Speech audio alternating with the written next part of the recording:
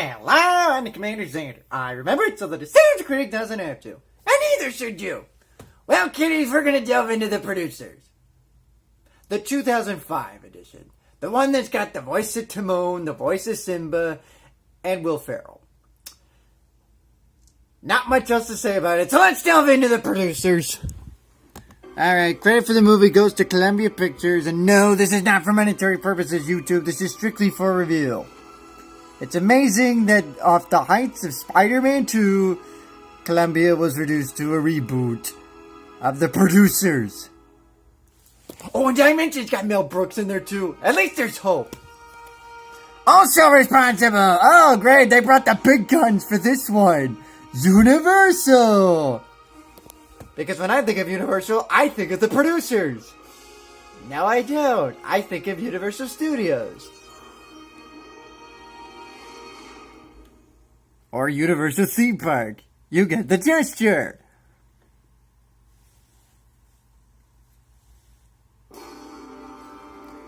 Oh, goody.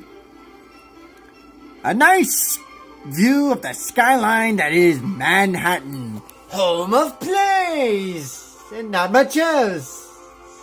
Other than it's the Big Apple. Times Square. Where everything is possible. And by everything, I mean not everything. White Rock. What the hell?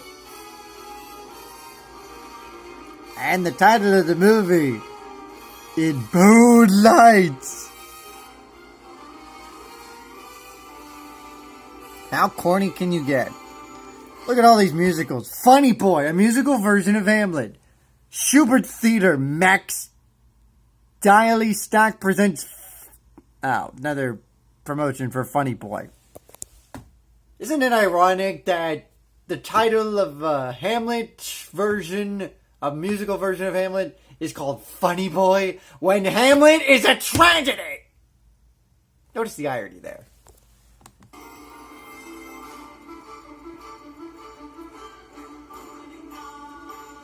As you could probably figure out, since it's titled The Producers, you can only imagine how much singing is involved.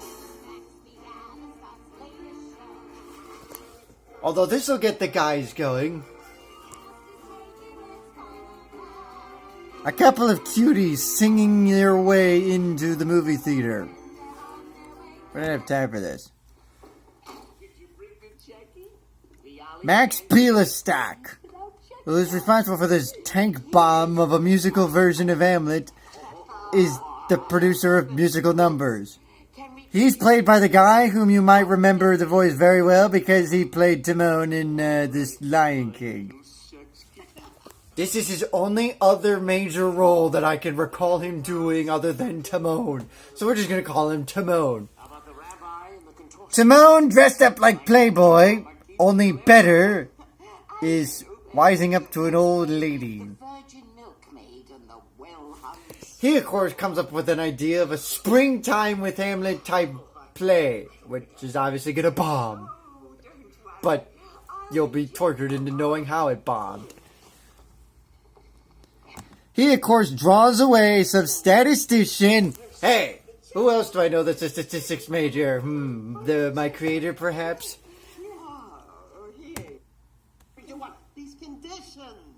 And they're gonna try and come up with this play together. A playboy with a statistician. What a lovely combination to come up with a play. I don't know how they came up with that stupid idea. It's like putting Playboy with my creator. How's that gonna work out? They're gonna do a play on Willie Peel Hobo? Actually, we're in the process of doing that right now. Wait, guacamole. Now, creator, here's what I want you to do. You're gonna do this. Okay, yeah, I could definitely do that for you, Playboy. Wait a minute, it's impossible! How can Playboy and the creator exist in... forget it! I'm sorry. It's just that I don't like anyone touching my blue blanket. It's not... Matthew Broderick, ladies and gentlemen. Because quite frankly, after Inspector Gadget, he really has fallen off the Richter scale. It's amazing that we're 2 decades removed from his climatic role of Ferris Bueller. Bueller. And then he played Simba in The Lion King. And it all went down from there. Is he seriously having orgies with a fucking handkerchief? I'll tell you what's wrong. He's a complete lunatic. He's sniffing a fucking handkerchief, and now he's losing his mind over nothing. I think the pressures of doing this movie finally got to Matthew Broderick, and he's letting it out in this scene.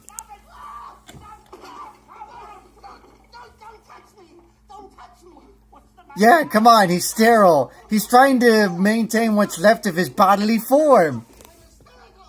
Of course, he wouldn't want that to happen or else he'll miss school. Then he can reprise his role of Ferris Bueller. Again, you should watch that editorial. Of course, that plot was a lie. I came up with it myself, now that you know the truth. It takes a dumping of water to... Oh, great. Now he's losing it because he's wet. Good God, what does it take for him to calm him down? Come on, I know this is a pathetic movie, but Matthew Broderick, you don't need to lose it like this. Get a grip. Get a fucking grip. Slap, slap, slap, slap, slap.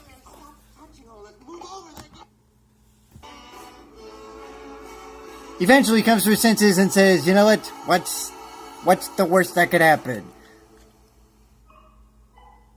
I'll tell you what worse could happen. They can't come up with solutions. Good gravy, how much resource does he fucking need? Oh, Max, let's give up. I can't read anymore. How many plays can a person... Tell me about it. Good Lord, how many plays do you have to fucking own to try and come up with one that's, like, out of the box? By the way, you should watch that review, too.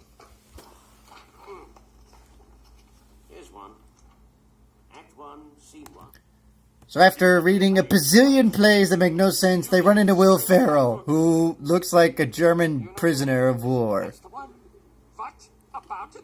We love it, don't we love it? We love it. We think it's a masterpiece. We want to put it on Broadway. Broadway? He, of course, came up with the Springtime for Hitler play, which they're going to put on Broadway to try and become a hit. It won't work. And Will Ferrell reduced to this after Anchorman?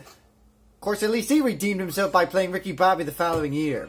Whatever happened to Matthew Broderick? All he's done over the last course of the decade is do a Honda commercial that parodies Ferris Bueller. And the guy who voiced Timon, what has he done? Absolutely nothing. So why am I wasting my time ripping on this movie? That's because you were taken in by the BBC! I will admit, though, he does make this movie a little bit better because, well, for God's sakes, it's Will fucking Ferrell. Any movie with him is like putting anything on with ketchup. It works. Because it's Will freaking Ferrell, for crying out loud. How do you not do bad? Oh, great. I forgot.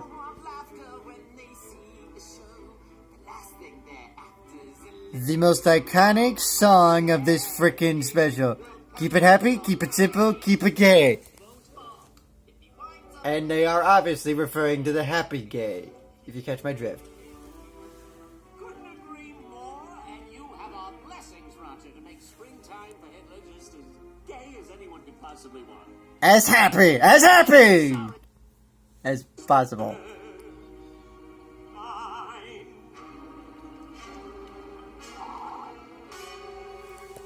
Who gurgles on booze? What a shame.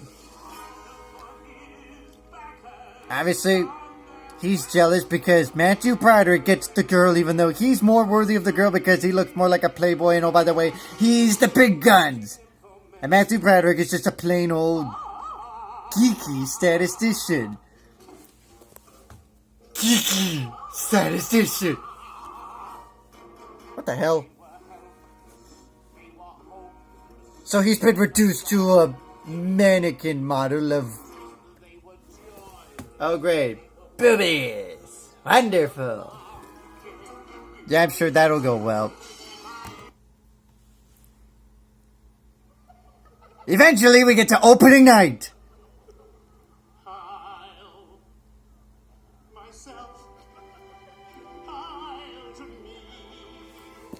I owe to you, I owe to myself. What the hell is he referring to? Speak, Hitler, speak!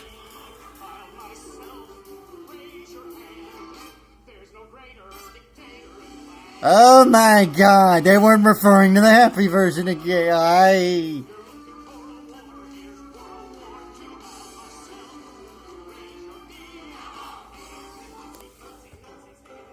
What have they done to World War II? This is a mockery of our history! And somewhere deep in the grounds of Germany, Adolf Hitler is rolling in his own fucking grave right about now. He would not be thrilled about this play. But apparently the audience likes it. They're clapping. So what could possibly go wrong with this number? Alright, we are stuck und Blum. Now I got you. Say your prayers! Oh yeah. Will Ferrell goes nuts. We're in too deep. Auf Wiedersehen! Franz, don't do it, please! I beg you!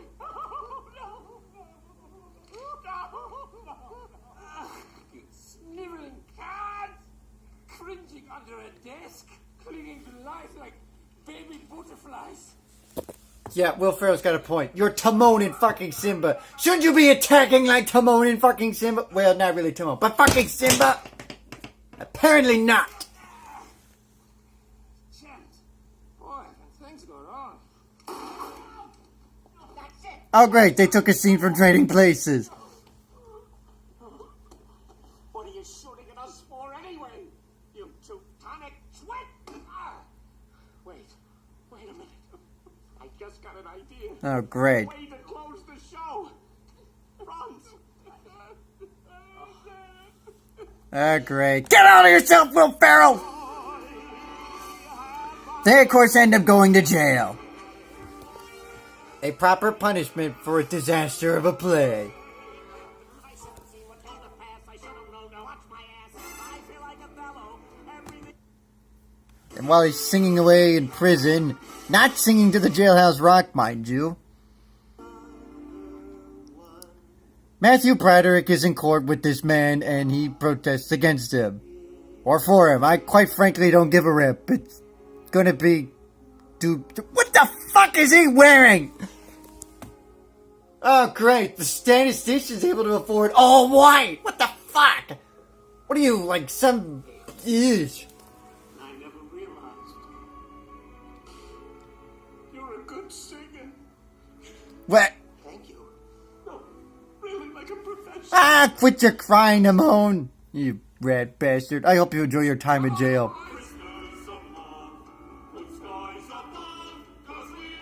Unfortunately, Will Ferrell also has to spend time in the juvie criminal's insanity known as jail, and so does Matthew Broderick, apparently.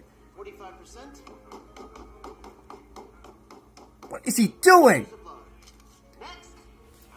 Why would I want to just slip with all that stamping? I can't read what it says. November 20, November 20. I can't read it. Great! They're trying to perform a play in jail. What the hell? Ugh. And that's how this movie comes to a criminal end. I hit a masterpiece. Wait a minute! So, you're telling me they got off of jail time because they produced something involving the criminals? Ah, Prisoners of Love.